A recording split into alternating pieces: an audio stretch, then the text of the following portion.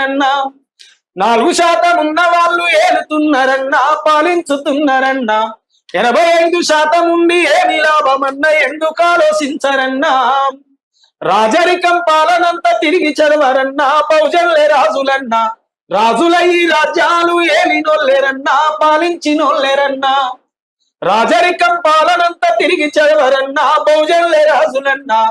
రాజులయ్యి రాజ్యాలు ఏలినోళ్ళేరన్నా పాలించినోళ్ళేరన్నా ఏ ఊరుకెళ్ళినా కమ్మ కాపు 4 గంటలు ఇల్లు కూడా ఉన్నాయన్నా ఏ పల్లెకెళ్ళినా ఎక్కువ మన బీసీ ఎస్సీ ఎస్టీ మైనారిటీలేరన్నా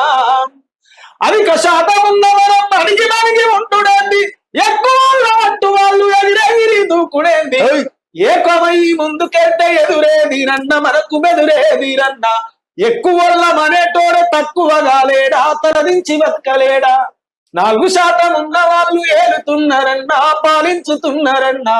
85% ఉండి ఏమి లాభమన్నా ఎందుకు ఆలోచించరన్నా కులం లేదు మతం లేదు అందరొక్కటంటుండ్రు కులం పేరుతోనే వాళ్ళు ఒక్కటై కదులుతుండ్రు కూడి ఉన్న మనోళ్ళను కుట్రతో దించుతుండ్రు కుక్కకు మొక్కేసినట్టు మనోళ్ళనే మలుపుకుండ్రు మన వేలుతో మన కంచెన వడుస్తున్నారన్నా మన వేలుతో మన కంచెన వడుస్తున్నారన్నా మనం దానకుంట బతుకు అంధకారమైతదన్నా ఇక నన్న కళ్ళు తెరిసి కలిసి నరవరన్నా కసి మీద లేవరన్నా మన కులాల ఐక్యతకై దండు గట్టరన్నా దండోర వెయ్యరన్నా 4% ఉన్న వాళ్ళు ఏలుతున్నారన్నా పాలించుతున్నారన్నా 85% ఉండి ఏమి